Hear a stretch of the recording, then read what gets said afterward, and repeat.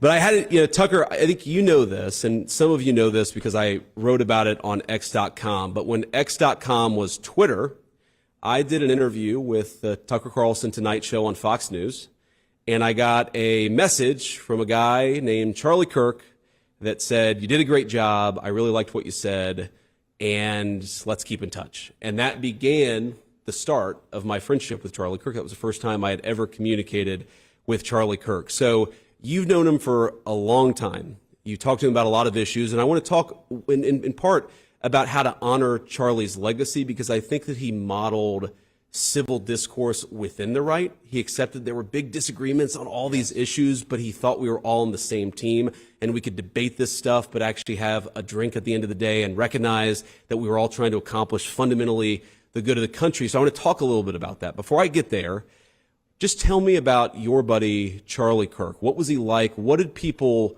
who only know him from radio or TV not appreciate about what a good guy he was? That his Christianity was sincere, and his commitment to Jesus was totally sincere. And it, you know, sometimes isn't, especially in public figures who throw out Bible verses they don't understand and stuff like that. But in his case, not speaking to him in particular, but in his case, it informed every single part of his life, from his marriage to the way he treated his children, to the way he treated his staff, to the way he approached disagreement, to the way he thought of other people, which was always primarily as people first. And that was, you know, he was much younger than I am, and I met him when he was a teenager, so I mean, he's literally the age of one of my children. So it was kind of hard to take him seriously at first. And over the years that I knew him, you know, more than 10 years, I ended up learning from him. I'm not just saying this because he's passed. I mean that sincerely. And the main thing that I learned from him was how to disagree with people on topics that you take very seriously and that they take very seriously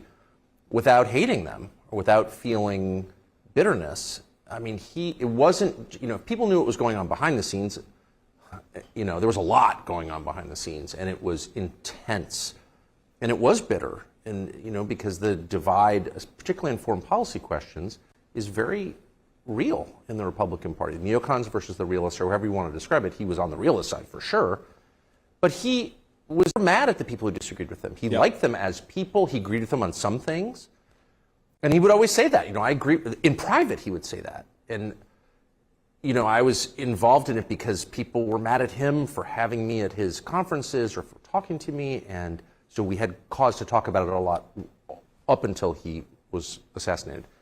And I was so struck the whole time. I would say, you know, I would use the ugly language I'm famous for in private, and he would never talk like that. He would say, well, you know, I agree with him on this, but obviously I'm on your side on that. And he just never forgot there was a person behind the views, and that inspired me. And God commands that of us. That's a real commandment, in my opinion, and he lived it. That's exactly right, Tucker. He treated everybody with respect, and because he genuinely loved people and he genuinely wanted their salvation, he wanted them to have a relationship with God, he wanted them to know the truth, he always treated them with respect, maybe especially when he disagreed with them.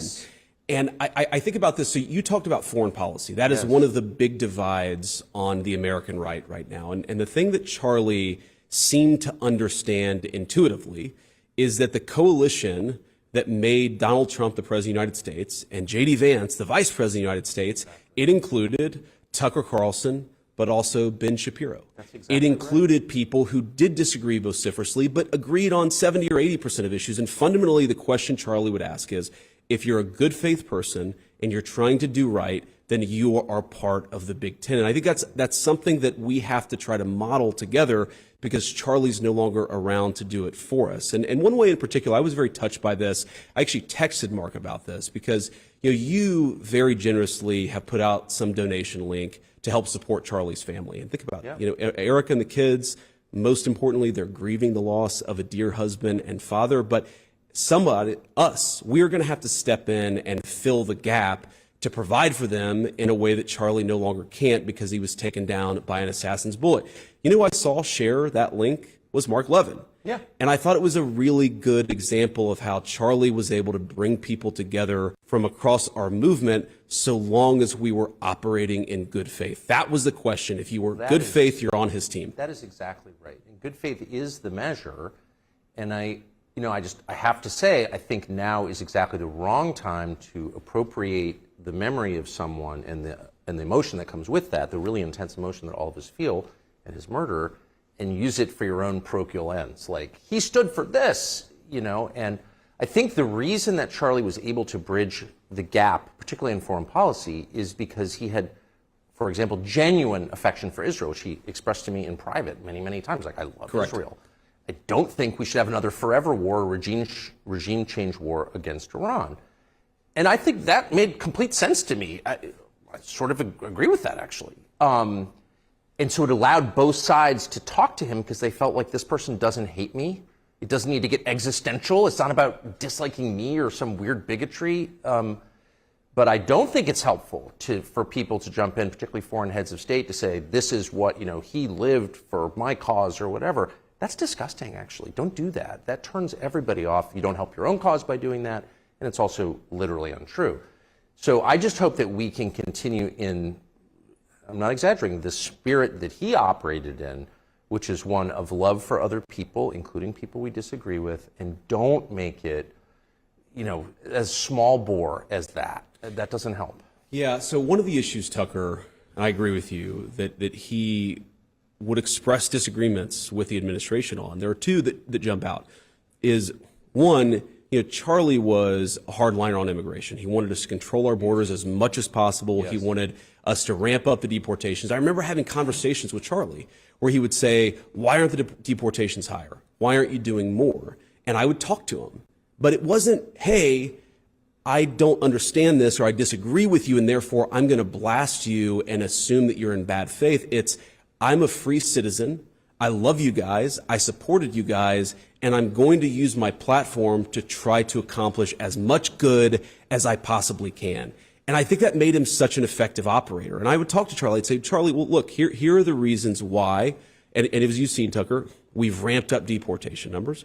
We have actually, there are a lot of people who are self-deporting because they don't want to be in the country knowing that eventually immigration enforcement will happen. But I think part of that success comes from people like Charlie applying pressure. Pressure as a friend, pressure as somebody who cares deeply about the issue. And that's true also, I know we have about 90 seconds left, but that's true about foreign policy. Like, I remember Charlie calling me and saying, I'm really worried.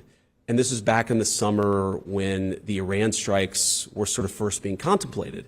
He said, I'm really worried this is going to become another regime change war in the Middle East that we get trapped in. And I said, Charlie, first of all, have some faith here. The President of the United States is not a believer in perpetual war. He knows the mistakes of Iraq and Afghanistan. He doesn't want to repeat them. But Charlie was very clear that he could support Israel. And by the way, he did eventually support the strikes on the nuclear facility while simultaneously saying, no more. This can't become a bigger thing. This can't become a broader thing.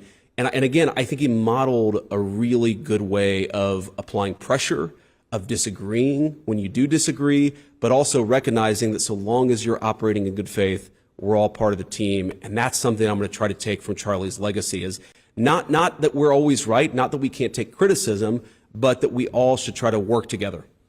It did worry me, because I think your description is perfect. He was one of the very few who took that message and stood by it. I mean, right to the very end. This cannot get bigger. We don't want another regime change war. But man, some of the people who send money to Turning Point, his donors, were very tough on him. So tough on him that I could feel it. I talked to him a lot in the last few months, and he was under enormous pressure. He never bent. He never became bitter. He kept his integrity to the very end. To the very end. And I just think it's important to say that because it's true. Absolutely.